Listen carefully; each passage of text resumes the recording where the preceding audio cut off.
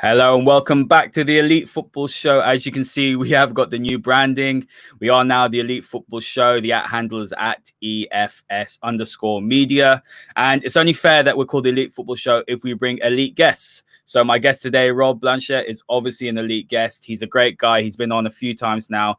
I always enjoy talking Manchester United with you, Rob. So Rob, it's Monday afternoon. How are you feeling today? And how are you feeling after seeing, Wolves and Man City have awful performances? And actually, it kind of brings a bit of perspective, doesn't it, to Man United's performance that we saw on Saturday? Yeah, I think I've been a bit like a parrot this weekend, repeating the same thing over and over again to people, and that is that if you do not have a correct pre-season, you don't actually have the flow and structure to it, it will show up in your results, it will show up in your performances. We've seen this the whole of yesterday. Manchester City conceding 5 goals, Bayern Munich conceded 4 goals. Wolverhampton Wanderers are one of the toughest teams that you could play in the Premier League, conceding 4 goals against a bad West Ham team. So I don't feel bad about the Manchester United performances that we've seen. I know fans do, and they get upset by these things.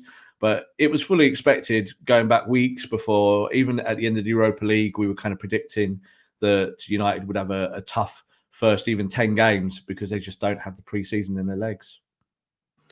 Yeah, absolutely. I was definitely one of those that I wasn't upset. I think I was just more disappointed in how we did set up against Brighton. I think when you look at the team, it probably was our strongest side, I would say. But what I was disappointed is it just felt like there was 11 strangers, on the pitch. And I think that's something which, whether you're match fit or not, we shouldn't have looked that poor, I don't think. And I think at times we're still maybe relying on that individual brilliance that we saw from Rashford. I mean, that goal was on another level. And when you look at that sort of goal, if it was Messi or Ronaldo, you've been hearing so much more about it. Great composure, sat Ben White down twice. But again, for me, it's that reliance perhaps on penalties and also the reliance on that individual brilliance. And would you argue that even though we were lacking fitness, we weren't good enough?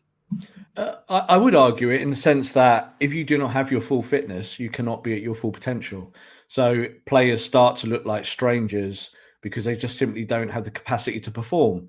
And that's where we are with Manchester United. And I think if you take that as your base level and think about where all these teams are, especially the ones who are in Europe, in the Champions League and Europa League, they're all going to show the same signs of issues. Now, as I also said, I think the day before yesterday, I said, if you play well at the start of the season, when you've had all these things, it doesn't actually mean anything either. That doesn't mean that you're a better team or not. It just means that you handled that situation better on that day and your opponent couldn't take advantage. If you play a team that takes advantage of you, like say Crystal Palace, who'll run you and run you and run you because they know you're not fit, you might lose. So I think United fans have to have a dose of reality there and kind of look at the record as a wider sphere. Manchester United have lost once in 15 Premier League games now in the last 15. And they still had the best record after January in the Premier League, better than City and better than Liverpool. These are the things I think fans need to hold on to rather than the microisms of one or two performances. Yeah, very fair points. I think people forget, and this is something that the drum I've been banging probably last couple of months, is that I do think when United's first 11 is playing at the top of its game, top of its ability, I think it can beat anyone in the league. I really do believe that. The frustration obviously comes when you have 2 games a week for a prolonged period. The depth has to be called into question. And as we've seen many, many times, Rob, I don't even need to repeat myself because I'm like a broken record, but we just know there's just not enough quality on that bench. But I think one thing I do want to ask you is that having looked at City yesterday, absolutely shocking, to be honest, so open at the back. And having a look at, obviously, the way that Chelsea have been playing, the way that probably Liverpool looking the standout ones, United have a real opportunity, don't they, here to actually, if they get the right players in, they can really kick on and push for that top 2. I honestly believe that when this squad and this team starts getting into their groove, it can put in a prolonged period of good football and good results. But this feels like, I don't know, maybe it's just me being reactionary, but I feel like it's just such an important moment for United where if we can get Sancho, Telles, perhaps another one, we can talk about Sancho and Telles after, that United can really, really push on and be that team that's challenging Liverpool. Because I'm not going to say City aren't, because they will be there and thereabouts the end of the season. But with that defense, they're not winning anything. Yeah, look, transfers are important. And there's no, I think, kind of sensible Manchester United fan who would say that United do not need to strengthen. They absolutely need to strengthen in this window. So, we'll talk about the players who they could bring in later on. But I think overall, when you look at it, Manchester City lost 5-2 yesterday. Does that make Manchester City a bad team? No. Wolves lost 4-0. Are they a bad team? No. Are Bayern Munich, the champions of Europe, who won 8-0 in the first week and lost 4-1 in the second week, are they a bad team? No. And it's the same for Manchester United. They're not a bad team. They're a team that needs to strengthen. They're a team that should challenge in the top four this season. But someone said to me as well yesterday, they went, do you think United are closer to Liverpool and City? And I think, again, you've got to put those thoughts away at the moment, and you've just got to focus on what's in front of you. And for United, that's now getting the fitness back. That's the first challenge, getting into a run of games where they feel comfortable on the pitch again. There are individuals that need work at United. We can talk about your Victor Lindelof until you're blue in the face, and mistakes and issues and lack of pace and one thing or another. And there are all things that Ole needs to solve. But I don't think there's too much doom and gloom actually around the football club itself. The doom and gloom comes from maybe from social media and reactionary comment. And obviously people, United win a game 3-2 in the most dramatic fashion, and United fans are crying about it and saying they don't like it. So that's a bit strange. Yes, we'd like better performances, but I don't really think those emotions kind of connect with reality. And the reality is that Man United are in the same place a lot of teams are. Yeah, spot on. Something I want to pick up on is when you mentioned about obviously United fans crying about a last minute winner in that fashion. I was absolutely buzzing, mate. I celebrated that, and I'll celebrate every single last minute goal as if it's the last one I'll ever celebrate. Because why? Because I love football, I love United, and nothing beats a last gasp win. Do I think we were good enough? Absolutely not. Should you have lost that? Yeah, I would say so. And we'll talk about sort of the defensive problems, because I wanted to ask you about, I've seen a couple of your tweets and I agree with how Wan-Bissaka's positioning was very poor throughout the game. But what I will say is that there is a section of United's fan base who almost want United to lose so that they can turn around and say, oh, well, Ole's not good enough, Ole needs to go, or they do want to downgrade the fact people were celebrating that last minute winner, saying, look at these fans, look how far we've fallen, you're celebrating a last minute winner against Brighton. And it's these sort of divisions in the fan base that are just causing so many issues for me. I just think that when you're looking at United's fan base, especially right now, we know what the problem is. It's not really the manager. Whether you think Ole's good enough or not, we'll talk about tactics in a minute. That's out of the question. We know the issues that come from above, but why are there sections of the fan base that are like this? I mean, is it purely for clout? Is it because agendas, because they want Mourinho? I mean, what's your reading of that situation? Yeah, it's a bit of everything. I think when it comes to social media, it's about popularity, and it becomes a game of populism and about, am I right or am I wrong? And that's a toxic thing in the first place in any walk of life, where we look at it being in society, and you could talk about things like Brexit and being a Remainer or a Ramona or whatever you want to call them. And then you can kind of connect it with football and join the dots. I think with Man United fans, as I said as well yesterday, when Manchester United won the treble in 1999, they robbed Bayern Munich in the final, and it was a robbery. We scored 2 goals in the last minute. Did any Man United fan go, oh no, that was terrible, we scored 2 in the last minute and Bayern Munich hit the crossbar 5 times? No, they didn't, because that's not what it's about. It's about winning, isn't it? So it's about finding a way. And I think with United fans, there is this kind of inbuilt toxicity now that we see in football. And United fans tend to subscribe to it more. Why is that? Because the football club isn't as successful as it was. It's not as good a team as it was. We know all of these things. And football itself is cyclical. So you have periods of success and periods of failure. Go and ask a Liverpool fan. So at the end of the day, I think these fans will be what they are. I don't think they'll ever be happy with Ole. Ole could win the league. They'd still be unhappy about something. And you have to kind of, as a kind of normal Manchester United fan, I don't really know how to sell that. If you're a normal United fan, I think you can step back and look at the facts and say, yes, Brighton were the better team maybe on that day, as Palace were.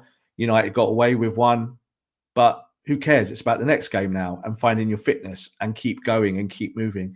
And as I said about Ole, if he's looking at his own record and he's lost 1 in 15 in the Premier League and had the highest points total out of any football club from January onwards in the Premier League, I don't think he's going to be doing a lot of soul searching and looking at himself and saying what's wrong with me or my football team. I think he'll be just trying to move forward. Yeah, fantastic points. For me, I've seen so many people. I've just refrained from messaging because there's no point. It's, speaking to someone who is not going to change their view is just as frustrating, isn't it? So I just leave it. But what I will say is that there's too many sections. I mean, I'm one of them, for example, who actually changed his mind on Ole. If you look at the way he was December, the end of last year, I'm not going to blindly follow someone that was not really, I didn't really see a path. I didn't see a process or any project there.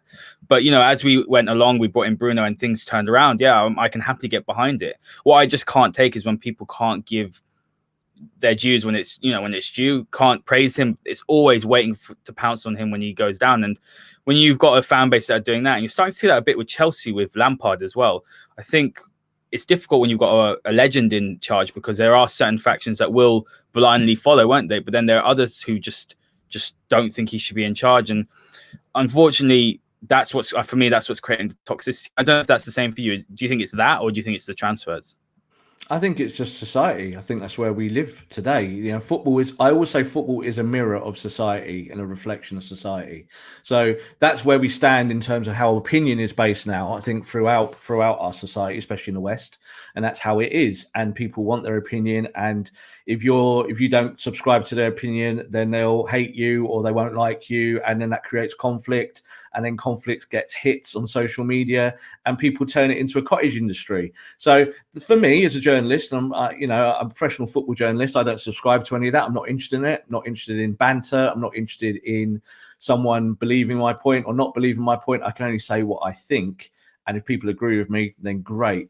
But they don't, and it doesn't really matter at the end of the day. And I think with football fans, like I said there about Frank Lampard, again, does Frank Lampard sit there and think my team conceded 3 goals? Oh, what's someone tweeting about me? Not really. Their lives, their professionalism is all inbuilt. They've been doing it for years. They don't really care about those things. Of course, you've got to take your opportunity, but I think Chelsea, a good example there. They've spent plenty on players over the transfer window. And they were 3-0 down after 27 minutes against a very average West Brom team. So it happens, and you have to take it on the chin, and you have to analyze it, and you have to work through it, and you have to kind of close the noise off and actually kind of put, hands over your ears and say, I'm not listening. And we have to do it as journalists as well. When we put our opinion across, we can't listen too much to responses, because ultimately some people will really like what you say, and then there's the other half that doesn't. And they're entitled to their opinion. That's how it is. And social media gives them that platform.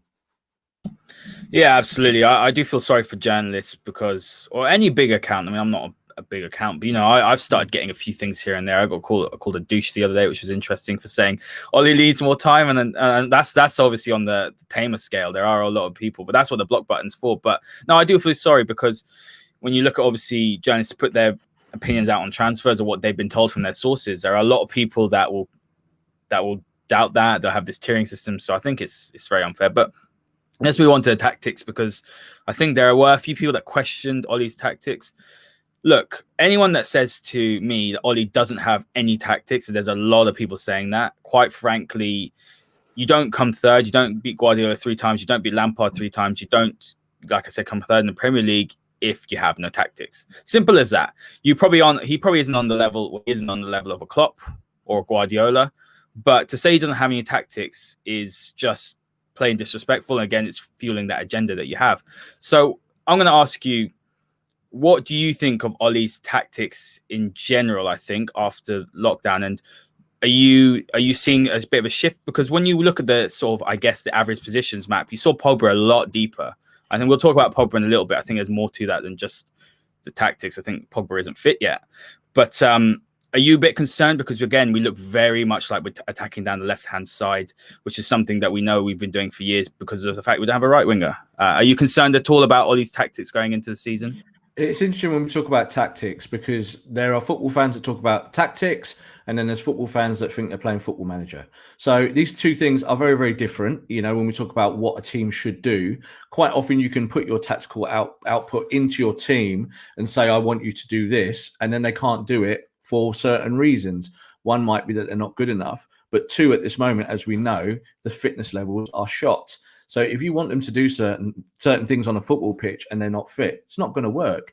Am I worried about Ole's tactics? Not really. As you just said there and highlighted, Manchester United came third last year, so they were the best team outside of Liverpool and Manchester City.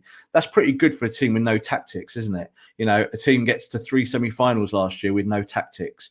You know, a team, you know, gets to a position where they feel that they can kick on in the top 4 with no tactics. It's rubbish at the end of the day. And is football fans, again, being reactionary? Is Ole a godhead in the tactical sense like Pep Guardiola or Jurgen Klopp? Well, no, but Pep Guardiola, with all his tactics, lost 5-2 against Leicester. So it's relative at the end of the day. Ole wants to play 4-2-3-1. That means you have to play players in that system and how you want to play them. I heard people say to me yesterday, Mason Greenwood's not tracking back. And it's like, well, he's not supposed to track back in a 4-2-3-1. Oh, Pogba's too deep. You know, well, if he's part of the double pivot, that's where he plays.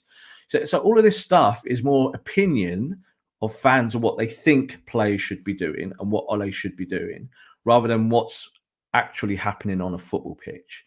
I've got no issues with the tactics. You're going to play 4-2-3-1. You need players to play that and do it successfully. And I think United are built to play that system. Eventually, they could play 4-3-3. You know, if you bring in Sancho, there is that possibility of playing a 4-3-3 system. And that would be the kind of ultimate utopia, I think, for Ole. But at the moment, 4-2-3-1 suits the team. I heard people say 4-4-2 diamond, 5-3-2. Let's do this. It's all Football Manager. It doesn't how it works. You don't go on your training ground the next day and just say, all right, let's just change the system tomorrow because some fans don't like it. You know, United are pretty set where they are. I like the system. I think they need to look at individual pieces in the team. We said Lindelof. We'll talk about other players afterwards. Other players need to do better. But while they're not fit, it's very difficult to judge those things until you see it over a period of games. And I wouldn't be thinking about looking at Ole's tactics for 20, 30 games. And people might go, oh, that's a long time. It's not in football. 20 games is nothing in football. You have to look long term.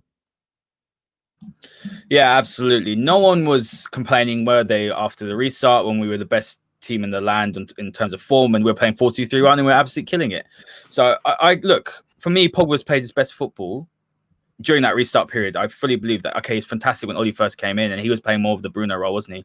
Further forward. And everyone wants to see Pogba further forward, I think. Well, I'm one of those people. I think he's got attacking abilities, which at times you can perhaps suggest that we're not utilizing to its full potential. But actually, we're playing our best football since the restart with 4-2-3-1. Pogba was keeping it simple. He was just... If anything, the best thing I could say to him is that he didn't do anything which was outstanding. He just kept the ball moving. He was brilliant at his passing. He kept his position.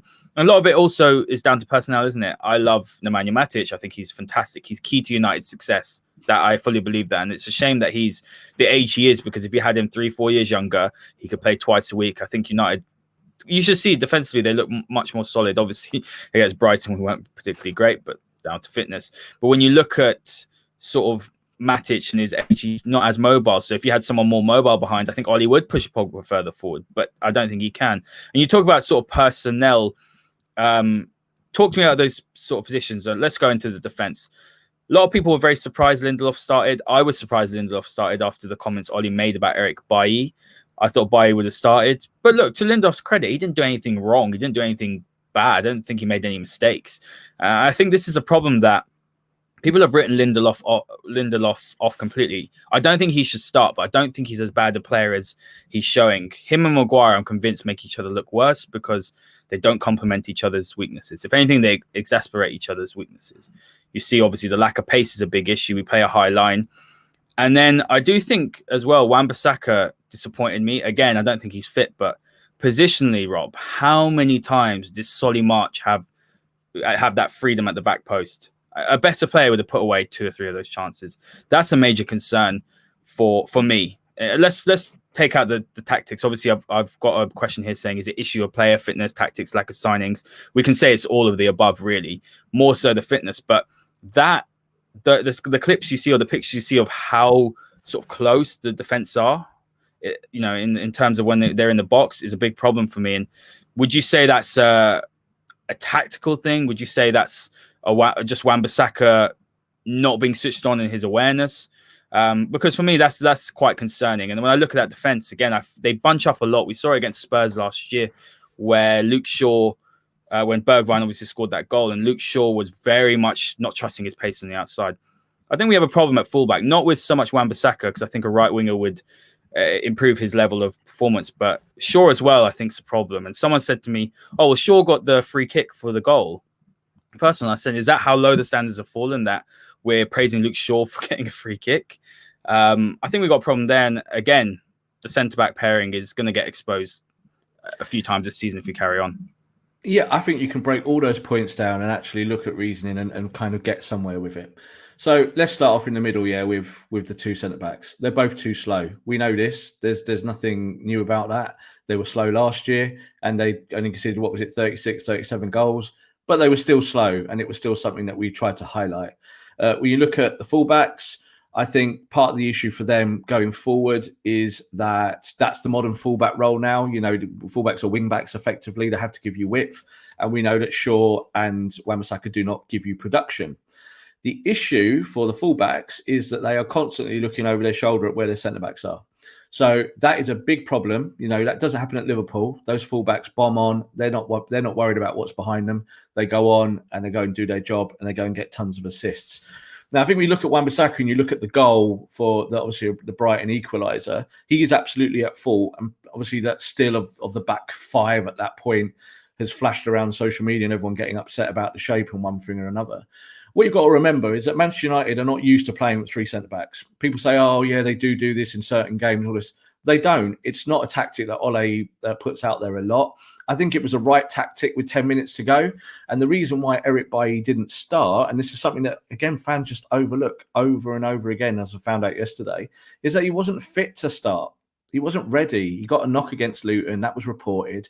And Ole kind of chatted about it and said, yeah, we're happy with what Eric did, but, he did get a knock, but let's see what happens.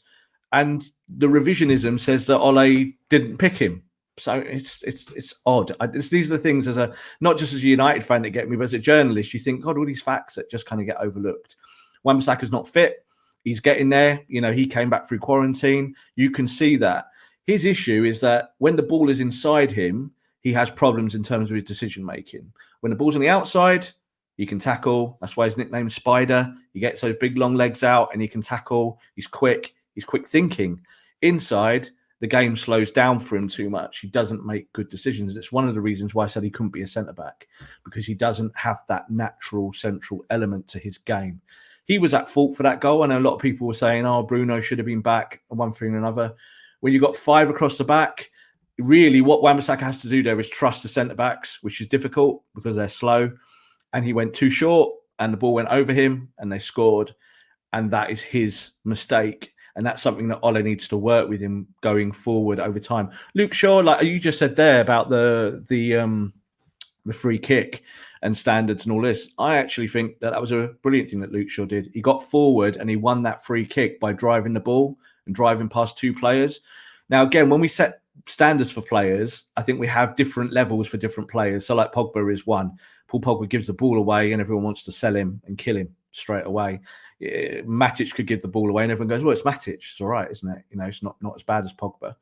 I think when you look at Luke Shaw, he suffers from the same thing. So if he's driving the ball forward and he loses the ball and people just say, oh, you're slow, you're overweight, you're not good enough, sell him. Quite often, the reality is somewhere in the middle. It's not one or the other. So I think Luke Shaw could do well, especially if Tellers comes to the club. I think that they will put pressure on each other and they're different kind of fullbacks. That would work for me. I think Wan-Bissaka needs to have a season now where he drives the ball forward, because he started at Crystal Palace as a winger and we need to see that wing play come out of him a little bit more. The problem is he doesn't cross the ball that well, so he needs to get on a training pitch and practice.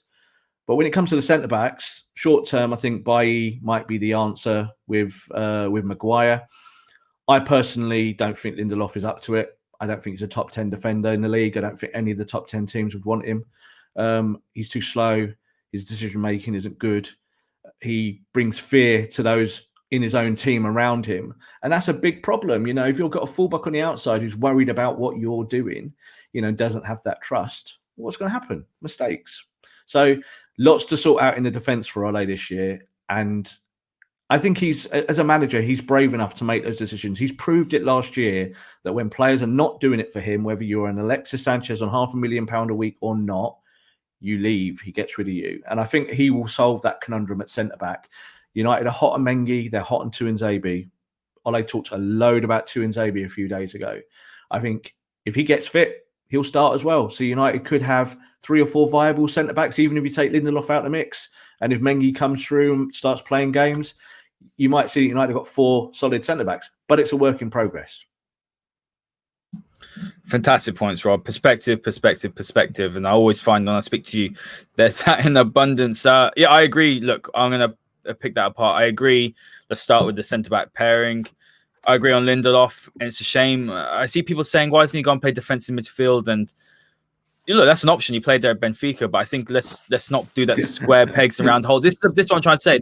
This is the point, isn't it? It's like for example, when you said about that revisionism, it's just doesn't make sense to me. I can understand the reasoning, but look, Ollie. If Ollie was on the same wavelength and he watches him week in, week out and thinks he can play that position, he'd be playing there right now. That's just my view. And also, just one more thing to add. It's like, again, we talk about Paul Pogba in that situation. People talk about Paul Pogba being a 10. Yeah. How many times has Paul Pogba played as number 10 in his career? And I'm talking about regular. He's never played. Never. He's in his mid to late 20s now. He's pushing on, and he's never played there. Why? Because every coach he's played for has decided that that's not his position. So fans might love, Silky Pogba on the edge of the box, and the boy can do all of that. We know that he can beat people. He's got an amazing pass, and in the back of his mind, he can see a picture all the time. Why does Paul Pogba not play as a number 10 every week for all the teams he's played for? Because it's not his best position. So analytics are used for all of these things, and Pogba's best position is, as I've said countless times, is as a quarterback. He's not the best tackler of the ball, but modern number 6s are not. They're there to sweep up and to get the ball going in the right direction. Pogba's playing the right position, and I think most of the boys in the team are playing where they should be at the moment. There's no one I look at and kind of think, no, that's some wild tactical maverick decision, and that player shouldn't be in that role, because that's their position, that's where they play, and they have to prove themselves when on the pitch. Yeah, spot on about Pogba, and we'll talk about him in a second. I completely agree. On the centre-back pairing as well, I would be very happy to see Mengi or Tuanzebe come in. Even Bailly. Look, my issue with Bailly is just because he's so injury prone. He hasn't developed that game. I think the rashness does come down to the fact he hasn't played enough. It's not really his fault. It's just the situation it's in. I think it's quite clear we won't sign the centre-back. We'll go on to signings later. But we have options there that could, on paper, fit in nicely next to Maguire. And even Lindelof, I think if you put a Bailly next to Lindelof or a Tuanzebe, you'd probably see Lindelof's performances go up as well.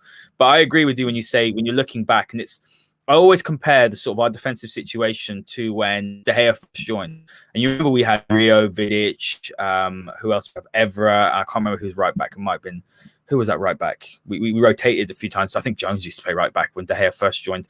And when you looked at Raphael, and when you look at how good that defense is on paper, but do you remember how shaky they were just because of the fact they were looking behind them thinking, this guy ain't up to it. So it's just a mentality thing. And I completely agree with you. When you look at Wan-Bissaka and you probably look at Shaw and they're thinking behind them, we can't go too far forward, because if we get broken on, these two are toast against pace. It's a big problem. That's a big problem mentality, because if your centre-backs are not quick, and you're the guys expected to look after those centre-backs, if players are overlapping or running the channels or any of those things, that completely destroys any progressive game that you have, because you have to watch.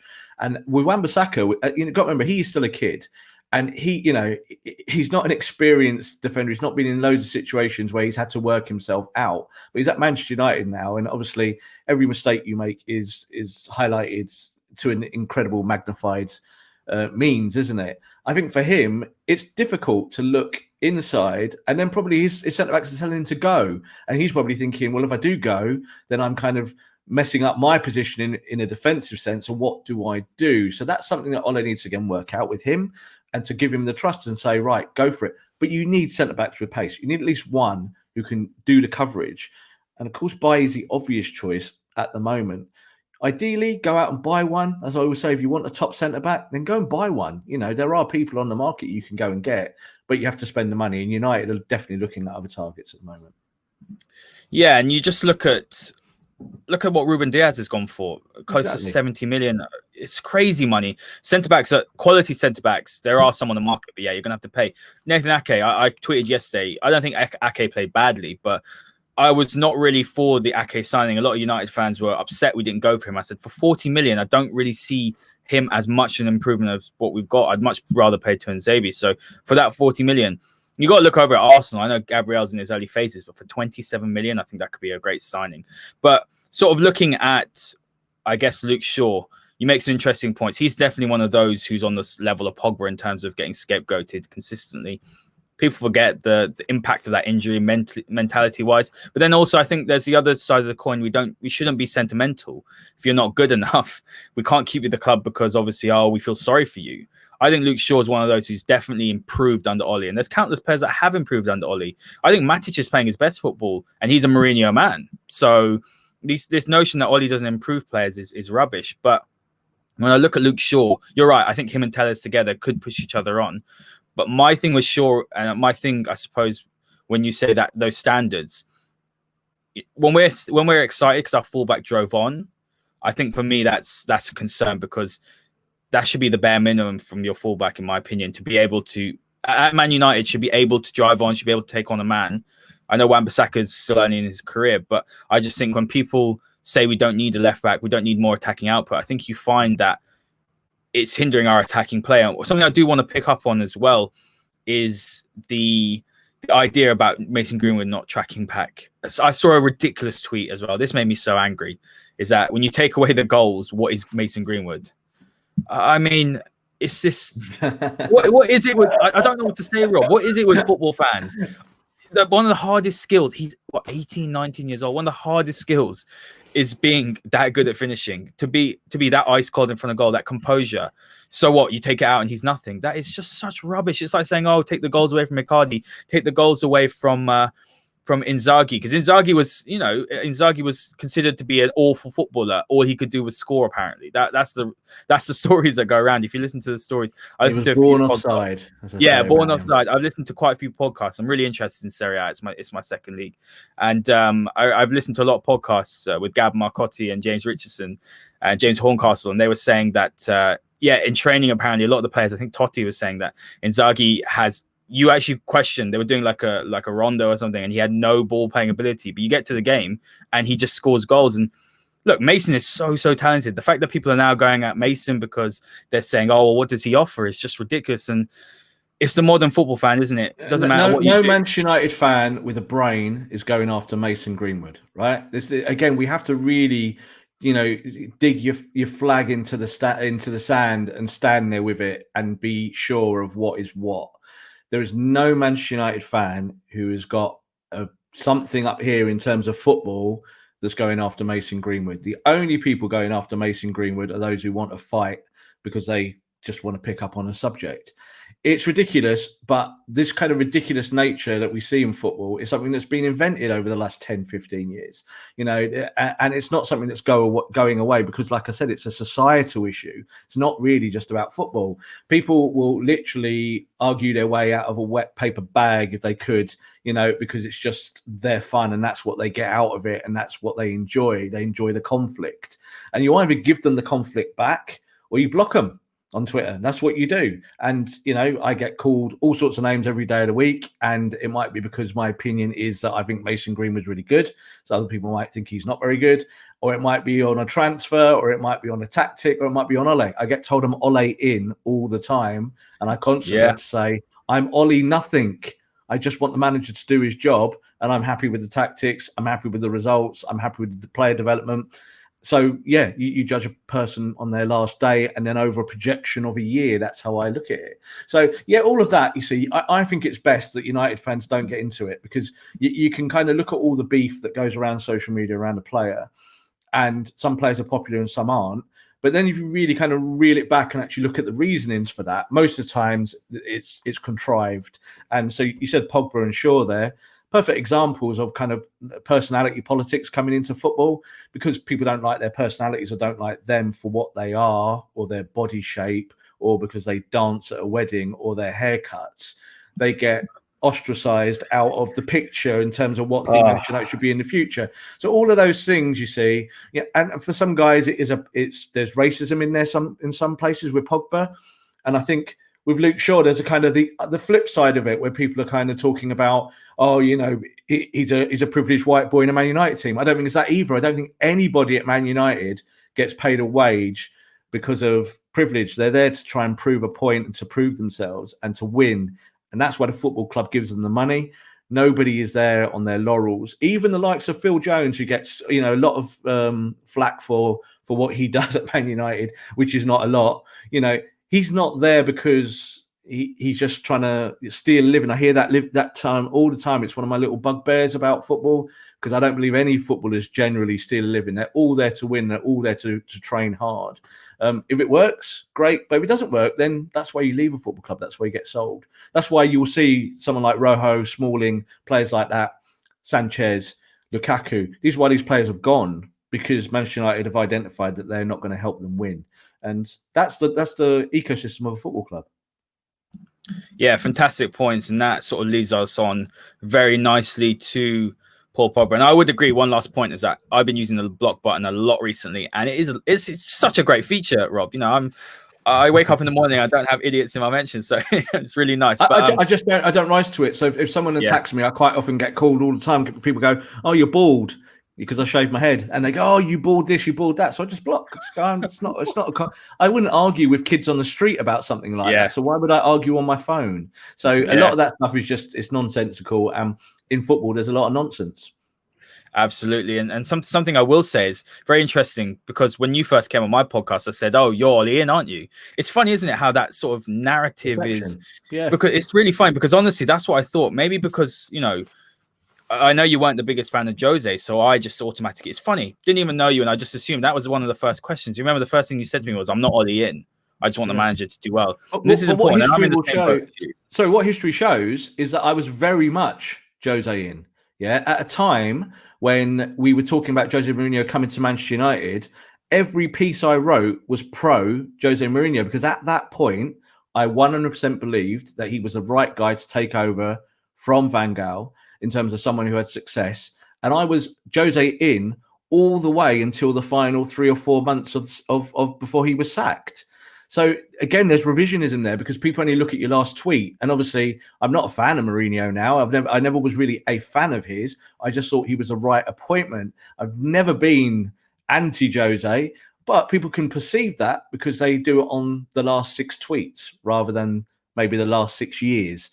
and that's unfortunate, but that's just the way it is. And I'm not pro anyone in football when it comes to that. I just want someone to do the job, whether it's a player or a manager. Absolutely. And that's that revisionism and what suits your agenda. I think there's too much of that on Twitter. But let's move on to Paul Pogba. We've obviously mentioned him in quite a bit of depth, but for me, honestly, it made me so angry.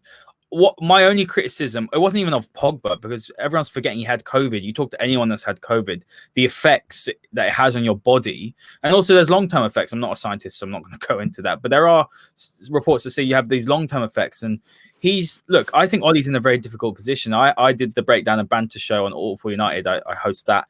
I had Rodri, Giggs, and Abdul as well. He was and Roger was saying to me that he was saying, like, Ollie's in a difficult position, because do you play Pogba to get his fitness up, because you need to get his fitness up, or do you obviously rest him and you play Van der Beek? My only thing was that I think he had one of his worst games for United, and I'm not going to single him out. And this is a problem. There's people genuinely who just waiting for him to have a bad game so they can abuse him. And it's not even constructive. We can all say Paul Pogba did not have a good game. I don't think any United player had a good game. Bruno, I think, had a terrible game, but Bruno affected the game with a goal and an assist. But remember, he gave away a penalty as well.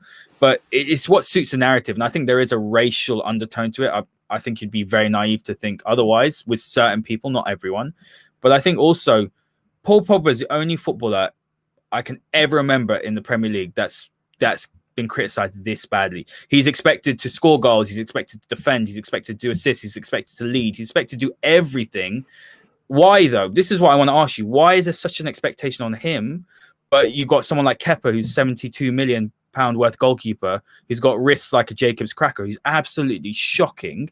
Not a word's been said. Naby Keita's come in, 52 million, done absolutely nothing. There's other players that have come in and not done anything, but Paul Pogba is the one who always, from quarters of the media gets unfair abuse. He's the one that gets criticised off the field, on the field. I mean, there is an agenda there, isn't it? For me, Pogba probably shouldn't have started because I just think that he wasn't ready. I would have played Van der Beek. Van der Beek's been playing quite well, but Ollie selected him. For you, what is it? Sorry, Pogba gets the heat because he gets the clicks. It's as simple as that. Yeah, Pogba is a superstar. So Paul Pogba can, eat his dinner wrong one day and it gets reported in the press. That's how it works. So first and foremost, again, you got to kind of reel it back a little bit. Do young black men who are successful get incredible pressures put on them and held to different standards that maybe white equivalents do? Absolutely, they do. That's a real thing. That's, again, a societal problem, not just a football problem. When it comes to Paul Pogba, if he has a bad game, everyone can absolutely say he had a bad game. But then you have to reel it back again and say, right, why did he have a bad game? What was the issue? Is it because Paul Pogba doesn't train? Or is it because Paul Pogba doesn't care? Or is it because Paul Pogba is a big-time Charlie? It's none of those things. At the moment, he's behind in his training schedule. The reason why he played, and again, Ole tells everyone this in the pressers, so people need to start listening to the pressers. He said he was really pleased with how Pogba trained, and he felt that Pogba was ahead of other players when it came to the fitness. Now, a lot of people said, why did Van der Beek not play? He's ready to play. Well, how do you know he's ready to play? Yeah, have you looked at the sports science and the reports that they get at the football club? The analytics no, you is haven't. key, isn't it, Rob? One thing I'll tell you about Donny van der Beek is that Donny van der Beek's always going to be an energetic player. He's not kicked a ball in competitive football for like 6 months. So, again, this is all about revisionism. This is all about opinion, how people see things, how they want to see it. I totally agree that, and for me, with Ole, in the sense that I think Pogba should have started that game. If he's the guy that's got the best fitness, even if it's not the top fitness at that moment of his game, then you play him because you have to start giving players minutes. Someone said to me, oh, why did Pogba not play at Luton? And I was like, well, you want Pogba to play the good minutes in the Premier League because that's the standard. You don't want Paul Pogba running around in a championship game, against a team that's going to hit him hard and put him in places where he doesn't want to be. What happened to Rochdale, Rob? Yeah, it's just exactly. And that's, we can look at history, and history tells us a lot of these answers at the end of the day when we're posing questions. The Rochdale game absolutely showed it. He wanted to play that game. He played because he begged the manager and said, I want to play that game. And he got injured and he shouldn't have played. And I said all through that game, he should not be playing these games. So I feel exactly the same when it came to the Luton game. He shouldn't be playing those minutes, but it would be silly to say that if his fitness is improving, to now just rip him out the team and sit him on the bench.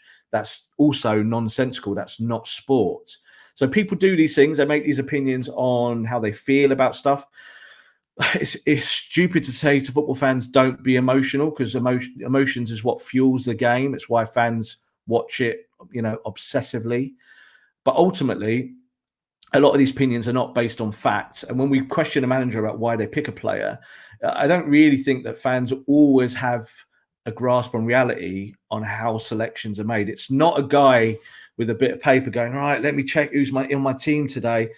It's so much sports science that go into it. They talk to the trainers, they talk to the technical guys, and that's how they choose their starting 11s. And that's also how they choose the tactics. And it's a much more all-encompassing job than people think, than just click, click, click, like you do on Football Manager to name your 11, let it go out. Did I win? Yeah, I won. Oh, that's great. I'll stick with that team. It doesn't work like that, unfortunately. It's not reality. Yeah, absolutely. I completely agree with it. I think you're right. People need to start looking at the presses and actually picking out bits of information, but it's the agendas, it's the narratives. That's the thing that's been draining for me, Rob, I will say, this window, more than any other window. Maybe it's because United haven't been as active as we would have liked, but there seems to be just a whole load of different agendas that are just cropping up. I saw someone tweet the other day that Ollie said in the presser that we are working on players. Obviously, I hope some come in. And it basically, this person interpreted it as, oh, look at him, he's a Glazer puppet, he's agreeing with, and I'm just like, how is your brain comprehending this? How is your brain thinking, Ollie's saying we are working on stuff, let's see what happens, to, oh, he doesn't want anyone, he's accepting the situation. It's just, and this is a problem, as you say, with society. But I also want to pick on one more player before we move on to the final bit, which is sort of the transfers. But Marcus Rashford, is someone again who's getting a lot of stick. Someone that is doing some of the most incredible work, using his platform, his obviously his fame and his his reputation and who he is as a means for good. I mean, the stuff he's done in Manchester in terms of with child's hunger, etc. It is incredible. It's beyond anything I'd expect a footballer to do, if I'm being honest, and that's really horrible to say. But to use that platform for good that he has, but you're seeing people in the comments when he posts something saying, and he quoted it himself, didn't he? He said, "Oh, go back to playing football and ignore what's going on." And this is a question I'm going to pose, and I don't want to bring everything about race, but if Rashford was white, would you be hearing the same sort of comments to him? Potentially. I think when it comes to football, again, the football fan has a very thought out, perceived idea of what they want from their players. I think if you're doing it on a football pitch non-stop, you can almost do whatever you want. That's the way it is, football fans. If Harry Maguire was the best centre-back in the world, absolutely stellar, what happened when he was on holiday the other day doesn't even touch the surface. It gets reported and everyone goes, whatever, he's a great player, let him get on with it. The fact that he didn't have a great season individually means that he's kind of privy to other things at the end of the day. And, people can say about Maguire, did he get as much heat as maybe Pogba would have done? Well, of course not. Pogba would have got more heat if that was him or if that was Marcus Rashford. Marcus Rashford saw it a year ago, obviously, when he had the holiday with Jesse Lingard, and that was all over social media, and they both got absolutely caned for it. And probably, I get why fans look at it like that. As far as Marcus goes, I look at it like this. Most footballers are from a working class background. Yeah, I played football when I was young, and we were all from a working class background. We're all from a council estate, and you grow up and you see poverty, and it's in your face, and you live it and you breathe it, and you never believe you'll get out of it. And that's how I was. That's how Marcus Rashford was, and that's how the dozens and dozens of players that I know and I keep in contact with all the time for work. Most of them are from that background. Of course, the public, not everyone is. So this is why opinion changes. A lot of guys haven't lived in a council estate, haven't seen poverty, haven't been hungry at night. So that doesn't matter whether you're a millionaire or not. If you've been there, you remember it. I'm obviously a lot more successful now than when I was a kid, and I don't live in poverty anymore. But I certainly remember it, and it affects the way I vote. It affects my opinions about the world, and it affects everything. Marcus Rashford is exactly the same. So he's using his platform for good. Do I think it affects his football? Not really. I don't think there's. I think they're two different things. I think you can do 2 things in life, or 3 things in life, or 10 things in life, and not let them all affect each other.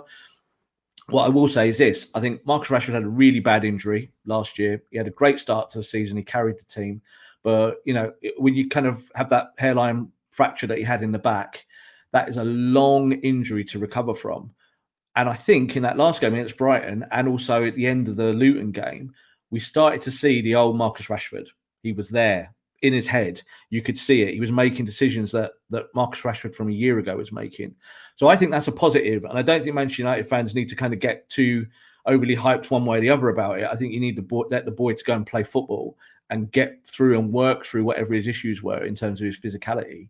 And that goal was world class. I tweeted, if that was Messi or Ronaldo or Mbappe on Neymar, everyone would have gone absolutely crazy about it, and it would have been on Soccer AM in the morning, and people would have been talking about it, the greatest goal of the season so far.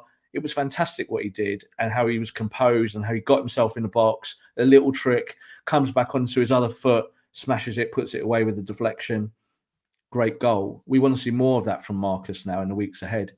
But again, fans getting too excited about the wrong things.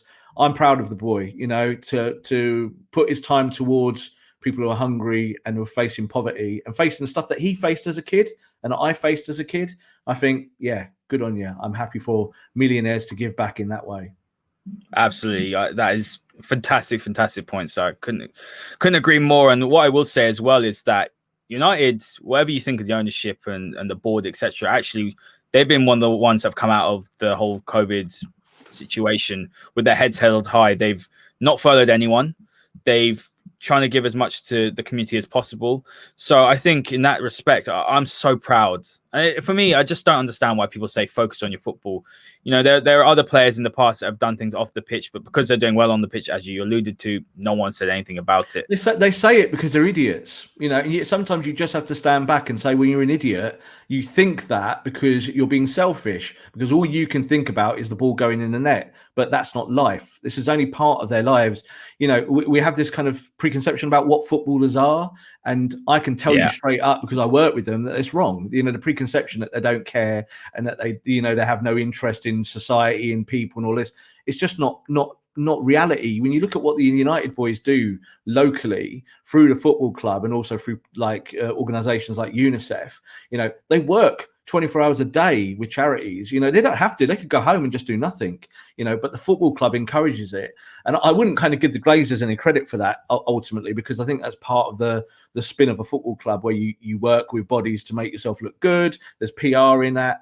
But you also have to look at what the players do and why they do it. And there's not one player I know that complains about the charity work they do. They all say, yeah, I'm happy to give back. But we look at them as playboys, you know, and the truth is they're not all playboys. Some of them are. But the modern footballer is an athlete, yeah? And most of those athletes, as I said, in our game, come from working class backgrounds, come from council estates. So they've seen it and they've lived it. So it's just a case that people get tarred with the same brush across social media. And a lot of people on social media haven't experienced it themselves, so they just don't know. Yeah, absolutely. It's fantastic points, Rob. Honestly, I can't add anything to that. Before I talk about the transfers quickly, we've got Spurs coming up, Jose Mourinho. What is your sort of little quick predictions? Son looks like he's out injured. I don't know what's happening with Kane. Obviously, he got the red card, but I believe it might just be the League Cup that he's banned for, and then he might play on the weekend. But no, I don't think Kane got the red card. It wasn't Kane. It was not Kane. Staff. It was a training staff who got it. Who was with him? Yeah. Yeah, but obviously, let's not go into that VAR decision, because it was just absolutely ridiculous. Well, you know, it's good for United. Obviously, Spurs dropped 2 points, but it's just ridiculous. The whole handball rule now is just a bit of a fuss. But what I will say is, are you confident going into this game? We obviously seem to play better in the bigger games. I think it suits us if we like to play on the break, but Jose's side is going to sit deep, as they do. They're going to play on the counter. So, you know, with that extra game we've got on Wednesday, some more fitness under our belt, do you expect United to win on Sunday? I'm not going to say I'm confident about any game for the next 6 weeks, because unless you get your fitness right, it doesn't matter who you're playing, you're going to be, you know, at liberties to mistakes and potentially poor performances. So did I see bits in the last few games where I think there's signs of improvements? Yes. I do think that Ole might rotate it and bring in Van der Beek. You know, he might kind of look at his system and try and find a way to actually balance the kind of issues that we are seeing with fitness. But I think that Tottenham team, you know, they've been savvy in the transfer market. I don't think Bale's going to play from what we're hearing. You know, his fitness isn't there. Reguilon is an upgrade. And I think they're getting there. But losing Son for them is a huge miss. So Manchester United will look at that as a positive. We have done well against Tottenham in recent times as well. I think Jose's system actually suits us a little bit more when we play against him. So, you know, it's not as maybe as dynamic as other systems. They're not going to run United in the same way that other teams run United. And that will make United happy, because it means the two centre-backs will probably not be looking behind them. They'll be looking in front of them where Kane's moving in the channel.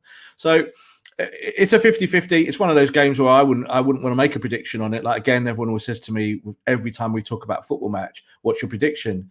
Well, I don't do football predictions. It's because you can't predict a score. It's almost like a ridiculous thing. It's like throwing money at a bet in like an accumulator. It's just a guess at the end of the day. Well, look at yesterday, Rob. If I said to you, all right, Leicester played City, West Ham played Wolves, and in combination there were 9 goals. Who would you think it was against? You would have said West Ham and Leicester. You wouldn't have said that City and Wolves would have conceded 9 between them. What would the odds would have been for Leicester to win 5-2 at the Etihad? What would have been 200 to 1, 300 to 1? Yeah, they're not even real things. They're crazy. And I think at the start of the season, football fans have to taper expectations. Now, you don't want your football team to lose, but this is the time, especially with what happened with COVID and the elongated campaign last year, that we're going to see some weird results at the start of the season, and it's going to affect everyone.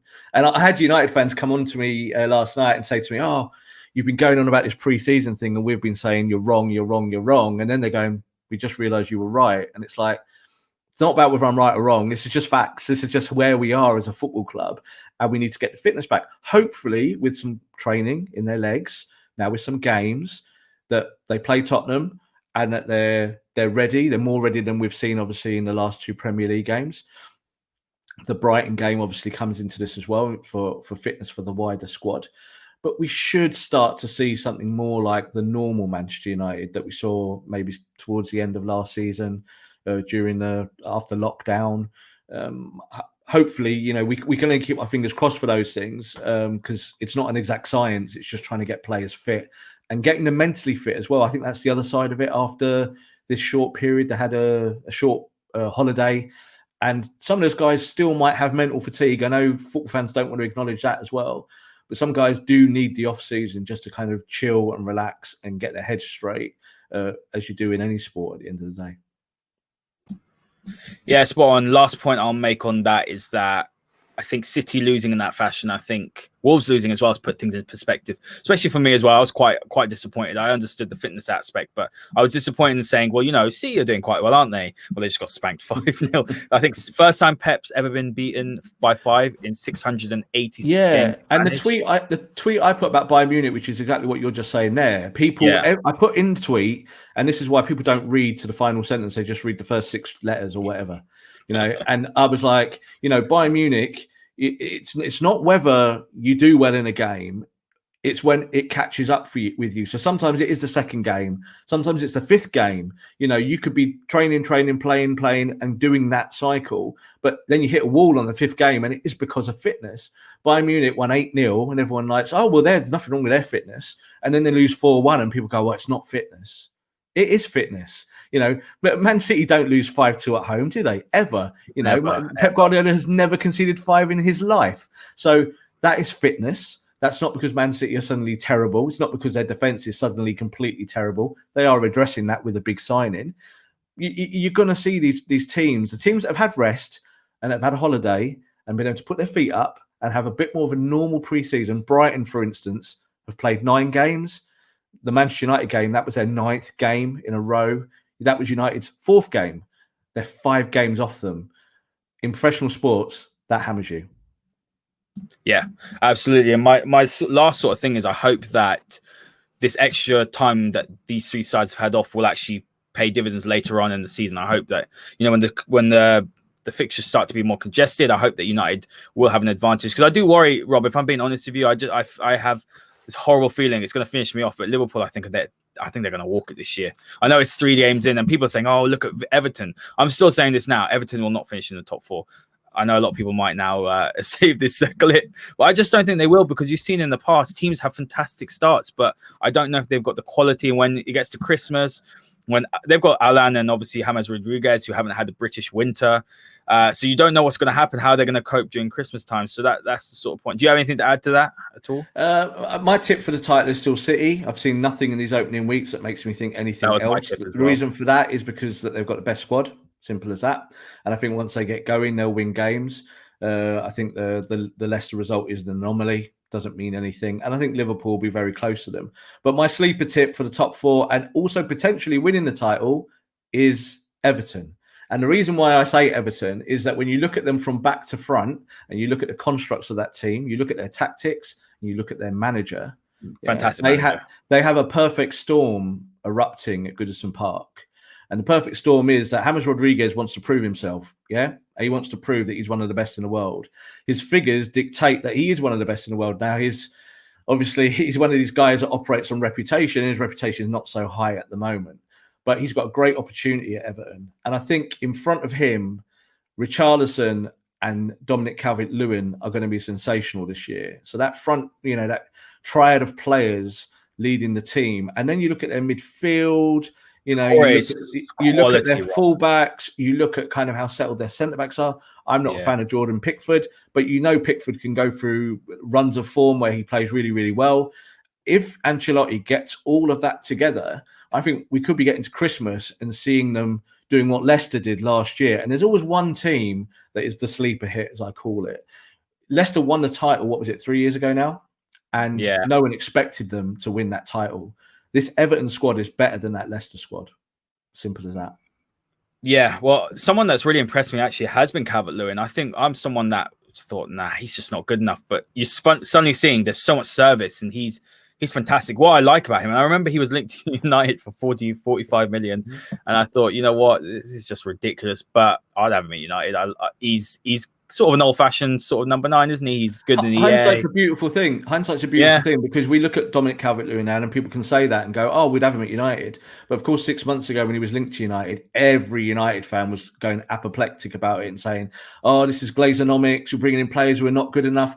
I tell you what, Dominic Calvert-Lewin gets in probably most teams in Europe at the moment because of the way he's playing, and it's also a testament to how Everton saw him develop and stuck with him when people were saying that he wasn't good enough and he wasn't scoring goals. United did the same with Marcus Rashford. Sometimes you have to stick with someone, get over the hill in those 1 or 2 years, and then see what they can become. And that's something, again, that football fans, because they're not patient, most of them don't subscribe to that.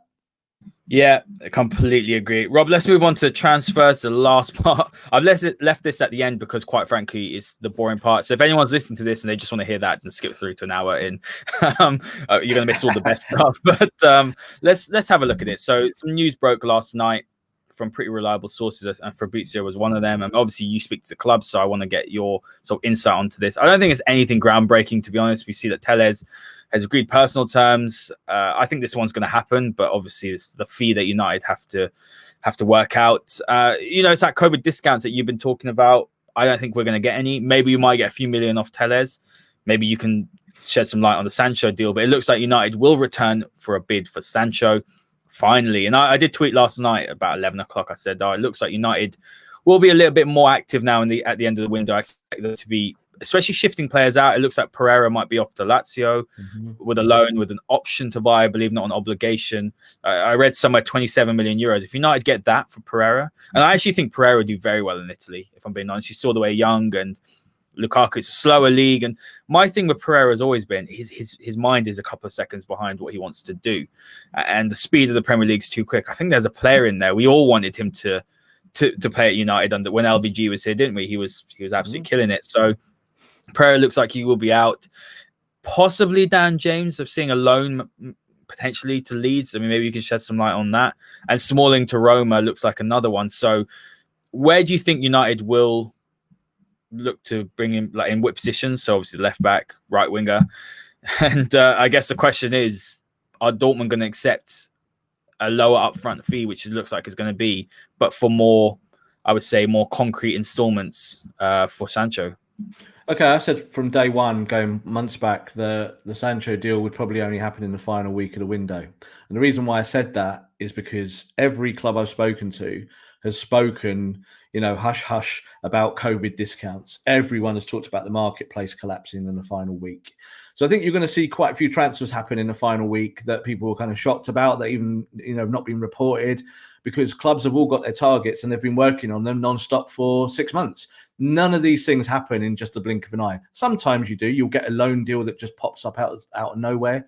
But I think as far as Manchester United are concerned, they want Tellez. They believe that they can get him at the price that they want to get him at. The issue is that he has a percentage fee going to other football clubs that he's played for. So it's 25%. So obviously his team are trying to mitigate that and get that out of Manchester United. And United have said no. So it doesn't really matter if personal terms have been agreed. I'm sure they will have done. It's not a problem for United. They generally agree personal terms of all their targets quite quickly because they pay more than anyone else. They have the structure to do that. But I think with Tellez, it will come down to the fee. And if they can get the fee at the agreeable price, he will arrive in the next 2 or 3 days. I've got very little doubt about that.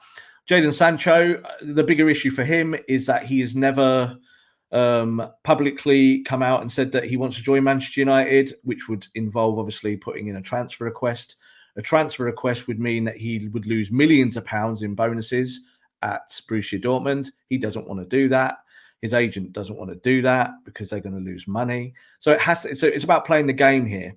And he's told United that he wants to sign for them. United are quite confident in their ability to get the player to come in terms of the personal details of him being on the wage structure at Manchester United.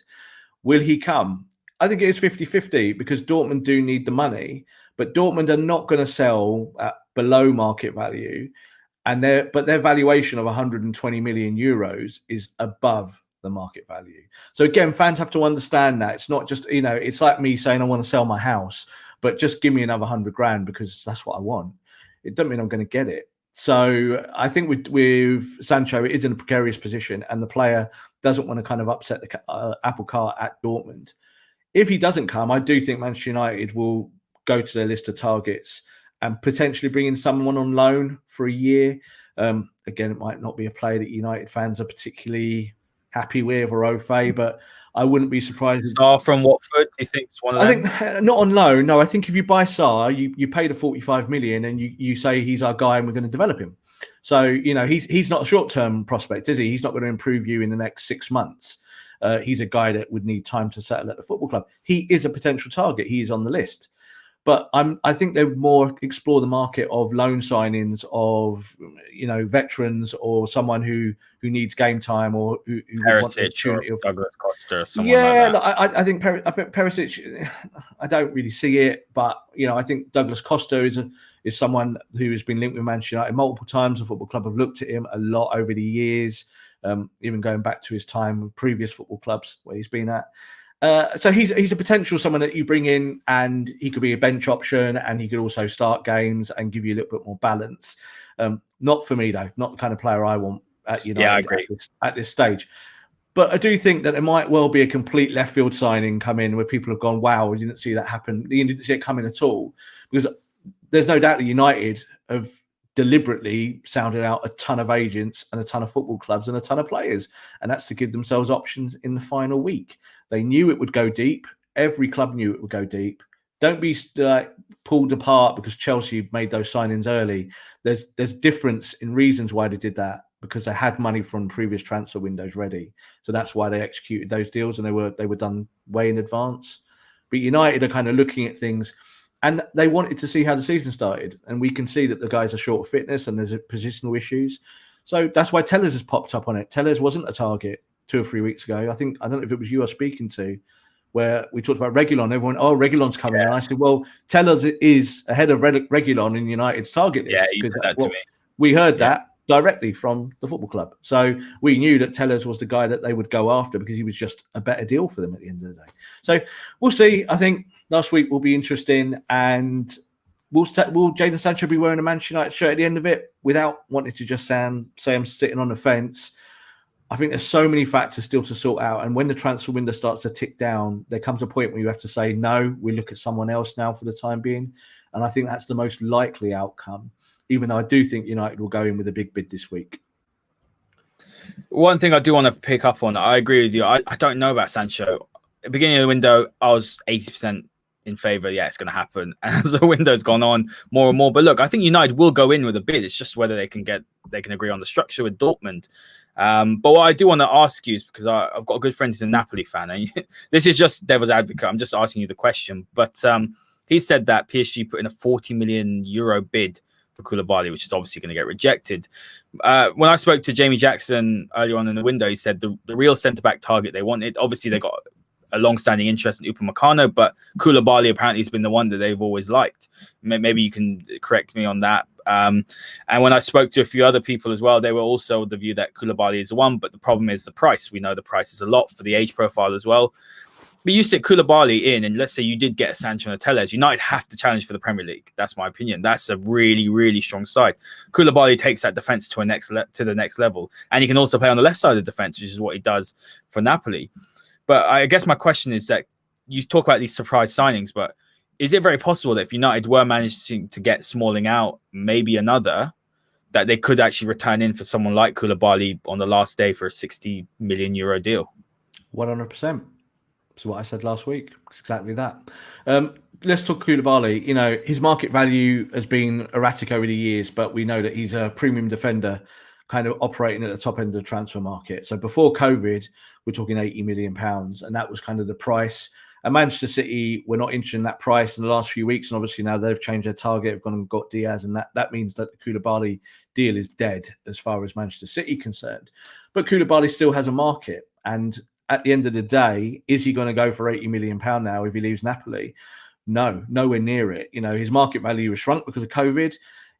people are talking about him going for even 45, 50 million. Yeah. So we're talking about a premium experienced defender who could come in and do an immediate job. Would Manchester United be interested in that if they could get Chris Smalling and Marcus Rojo off the books and then potentially look at obviously moving Phil Jones off the books in maybe another window's time? Yes, United are looking to move defenders on. This is not a secret. We know this. I would expect Chris Smalling to go. He wants to go. Both Smalling and Rojo are not training with the main group at Carrington. They're training on their own. So they've as good as been told that they can leave the club, and they want to leave. So they'll go, and then they'll be off the wage bill. What you'll probably find is that the wage between Smalling and Rojo will be the wage that Koulibaly picks up. Koulibaly's not going to be on £400,000 a week or one of the real elite wages. He'll be on a really good wage. So could that deal happen? Yeah, I think it could. And I think that is exactly the kind of left field deal where people might just go, wow. Because United have executed those deals in the past where you have a top name on the market and they've kind of gone sniffing really late because they've done their scouting previously. Falcao's one of them.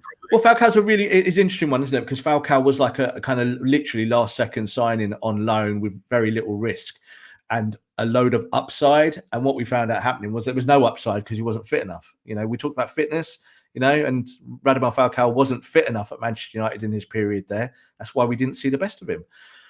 He was coming back from a bad injury. But I think with when we look at Koulibaly, I will expect to see him in the Premier League if he leaves Napoli. I think that's a natural destination for him in terms of money. And you might even see someone like Tottenham going for him very, very late. If that price is driven right down, and I think it is going to be under £50 million. So work that out in euros, so it's a lot less than what we were being quoted about him originally. And Napoli need money like every football club. That's why it's a buyer's market at the moment, not a seller's one. So I think he's their top asset, and they want to obviously bring other players to the club. And it's likely that after sitting on Koulibaly for 2 or 3 years, that they'll finally cash in because this is the moment when they actually need the funds. And it's funny because he was €100 million price tag player a few years ago, and I'm sure we all know what De Laurentiis is like. If you want to say, he's a very shrewd operator. He's difficult to deal with. He might be kicking himself, but I think something I want to add quickly is that when I spoke to this Napoli fan, he does a Napoli podcast. He said that the way that Napoli amortized because this is another thing, amortizing the transfer fee across the year of the contract. I think football fans need to remember that's what happens. It's not just here's 80 million, there you go. In Maguire's case, it was. But when you look at the way that Napoli do it, they pay a larger percentage. They put down a larger percentage on the books of the transfer fee in the first 2 or 3 years. So when they do go to sell the player, the Plus Valenza is much larger. So I think on Koulibaly, either way, they're going to be making a huge Plus Valenza, a huge profit on him. So I think, that's the one that I've just been thinking about quite a lot. And seeing that Ruben Diaz is gone, now he's going now to City, that takes them out of the equation. Now I can very much see after speaking to Jamie Jackson, that United will, I think, if they can get the money together, I think they will go for that one. So that's my left field one. What I would say is this: is that Manchester United were not looking really at centre backs in this window, not originally. Yeah, that wasn't the position they were trying to strengthen. They did, flirt with a few kind of transfers. Exactly, but I think a lot of that was paper talk. And the thing is, just because Manchester United are interested in someone doesn't mean that they're going to sign them. This is another thing. I think Ed Woodward rightfully said in one of the press calls that he did last year that Manchester United were linked with 350 players in a transfer window. And he was like, and obviously we're not going to sign them all, are we? So again, there's a bit of reality check in some of that. I do think that if someone like Koulibaly comes on the market, in several clubs, their ears prick up and they think, is there a deal to be done here? And I do think that Ole might well be looking at his centre-backs now and saying, is this time that, I bring in an elite centre-back? And Koulibaly's got his weaknesses as well. Like, let's not kind of mince our words about that. He's not the complete centre back, even though he's better than anything United have got in the central position. But it's all about price, and I think if United could get the price for him, then they would be interested. But that's not a deal that is in reality at the moment. These are all hypotheticals. And would United move for a player like that at this stage? Well, if they're going to go and buy Sancho, the answer is no. The money is going to the Sancho deal. But you're not going to suddenly see United just pick up 3 players overnight and spend 250 million. It's not going to happen. Yeah, absolutely. I would agree with that. I think Sancho's priority. Let's hope he happens, because I think even though we've got defensive problems, you saw attacking wise, I think you just need to look at the positioning maps of the way our players play, and that right side needs to be fixed. It hasn't been fixed probably since Nani, I'd say. But Rob, always a pleasure as usual to have you on the podcast. Have you got any final words to say or any words of positivity for United fans? I've been doing that recently because there seems to be a doom and gloom. Yeah, I just think United fans, and it goes for all football fans really, is this stage of the season, don't make judgments. Don't put that emotion on yourself all the time of the stress of a result because you lose a game or you don't see a performance in a player and all of that.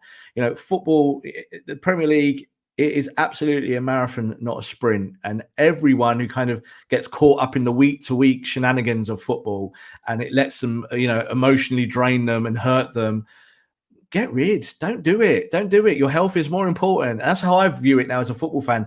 I get upset with bad performances. I get happy when I see a great goal from United.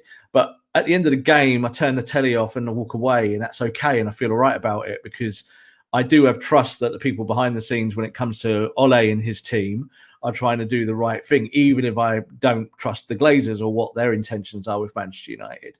So, no, I just think it's a wait and see.